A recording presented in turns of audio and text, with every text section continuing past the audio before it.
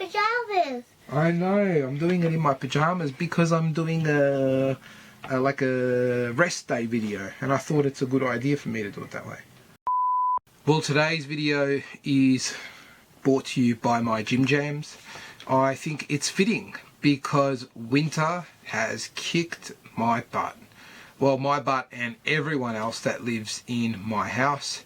And I think that's fitting for the topic of today's video. Actually, topics. Today I want to talk about two things. I want to give my progressive thoughts now that I've had a chance to put 50 kilometers in the New Balance Fresh Foam More V3.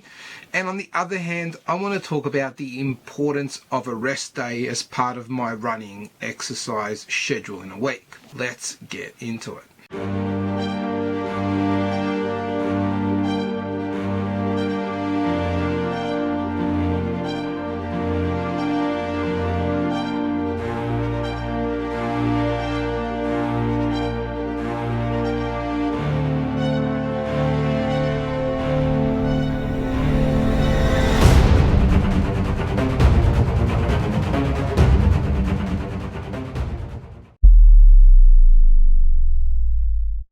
Now, just because I've still got my pajamas on, there is absolutely no reason why I can't wear a hat. So here we go.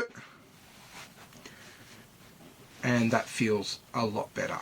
Remember, if you get anything out of the video today, smash the thumbs up button, subscribe if you haven't done so already, and while you're doing that, hit the bell as well, get a notification every time I upload a new video, and comment if you've got any questions or comments in general. I am super interested in what you've got to say. Don't forget about my Instagram page, head on over there and check it out. It's 3 kicks a day, just like this YouTube channel. First up, I want to talk about the shoe. And what we've got here is a Max Cushion running shoe that I have spoken about a couple of times on the channel already. If you're interested, I will link those videos in the description below, but I've basically given my first impressions review on the shoe and also compared it against one of the other really good Max Cushion running shoes that was released this year, the Nike Zoom X Invincible. I try and profile what type of runner would benefit one over the other in that video, so if you are trying to choose between the two, I really recommend checking that video out. I have had a fair bit of experience in Max Cushion running shoes during my running life. More so in 2020 instead of 2021. I've basically run in a version of every brand's Max Cushion running shoe, from the New Balance 1080 V10 to the Saucony Triumph 17 and its stability counterpart, the Hurricane 22, the Hoka Bondi 6, the Ultra Boost 19, 20 and 21, and also the Brooks Transcend 7. There has been a lot of Max Cushion running shoes as part of my rotation. I feel like while I've spoken about this a couple of times on the channel, it is worthwhile touching base now that I've hit 50Ks, because I feel like I have got a really clear view on where the Fresh Foam More V3 really lives as part of someone's running shoe rotation. Before we get stuck into my thoughts though, we'll take a look at the specs, and for this guy, what we've got is an engineered mesh upper sitting on top of New Balance's Fresh Foam X midsole. We've got 33mm of stack in the heel and 29mm of stack in the forefoot, giving us a 4mm drop. It fits true to size and comes in at 284 grams or 10 ounces for a US men's size 9. If you're interested, bear with me a sec and I'll tell you what my US men's 13 comes in at. 12.7 ounces or 362 grams in the US men's 13. I won't talk about this shoe in the way that I've spoken about other shoes in the past, breaking down in detail the outsole, the midsole and the upper. Again, only because I feel like I've spoken about it a fair bit in the past. But in all honesty, over the last 50Ks, my views on the Fresh Foam More V3 haven't really changed from my initial impressions review or what I thought about it when I compared it against the Zoom X Invincible. It is a super durable and comfortable running shoe. And what I mean by durable is that the upper feels like it is so well padded and constructed that it really is going to hold up to the elements quite well. The outsole doesn't have full rubber coverage, but over the last 50 Ks has shown virtually no signs of wear. And so I think the placement of the rubber in the outsole has been done really cleverly, and I don't see that offering any issues from a durability perspective, and is a nice trade-off between trying to shed some weight where they could. The rocker design in the midsole as well really helps give a little bit more of pep to the step for something that is quite chunky and heavy. It all sounds pretty good, right? Well, it is, but it does come at a cost. I feel like all of that extra weight and durability is the Achilles heel of the Fresh Foam More V3. Over the last 50 Ks and the runs that I've done during that time, I've really come to the absolute conclusion that it's not a super versatile running shoe. It's comfortable, yes, but it absolutely excels at those easy days, or where you intend on really just taking it easy and not going at an all-out pace. And so that leaves me on the fence a little bit with the Fresh Foam More V3. Personally, I absolutely love the shoe.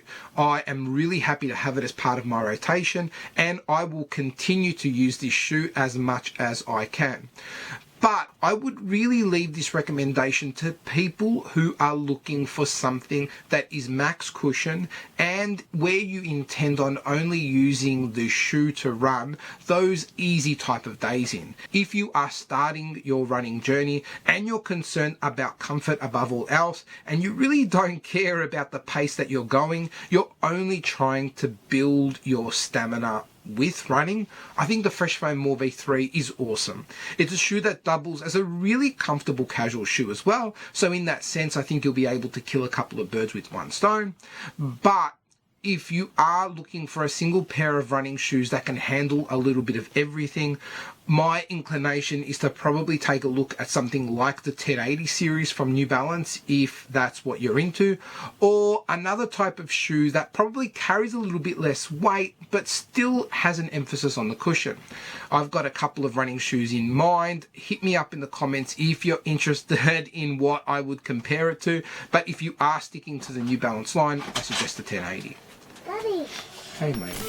What are you doing? Alright, so right now I've got a friend in the room with me. I'm not going to let that stop me from getting the video out. So let's get into some reasons as to why I incorporate rest days into my running schedule. When I talk about rest days, I'm talking about not doing a run specifically on those days. I generally like to include some type of exercise, whether that be jump on the skateboard, head down to the local basketball court and just throw the ball around, or just go for a walk.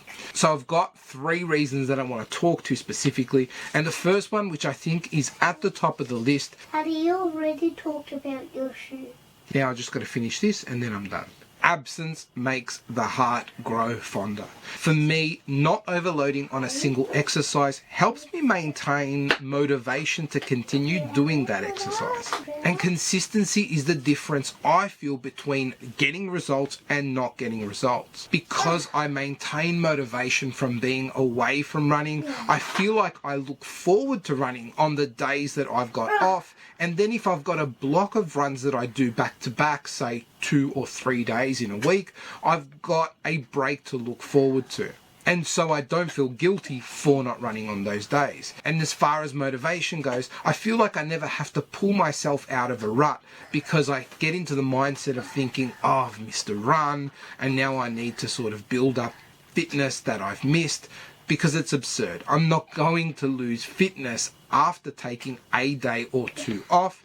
In fact, it will only help my fitness, because for the second reason, my legs get a rest. I feel like it's so important that we rest the parts of our body that we work out, because it gives those body parts an opportunity to recover so that they can perform better the next time we work them out. If we think about the principles of strength training, I've never been part of a strength training routine that has had the same body part being worked out day after day after day after day. Obviously, keep in mind, I'm not a performance athlete. I'm only talking about what works for me and what helps me get results. And results for me are defined as being an improvement on my previous previous position. Finally, the last reason why I need to have these rest days as part of my weekly schedule is because it gives me an opportunity to work out other parts of my body that are neglected by running. Running is a fantastic activity for fitness, but it's not a catch-all. Like, it doesn't work every single part of my body out. And the parts of my body that I then get an opportunity to work out that are neglected by running also help me in my running, because strength training, as an example, is a really great exercise to build strength and lose fat, which creates an environment for more efficient running. I know that all of that was quite brief. I am trying to deal with a very needy 4-year-old in the room with me. But if you're interested in any of this sort of content, drop me a comment down below and let me know. I would really like to produce more of these sorts of videos, giving my perspective on how my own fitness journey has gone. Until the next video, laters.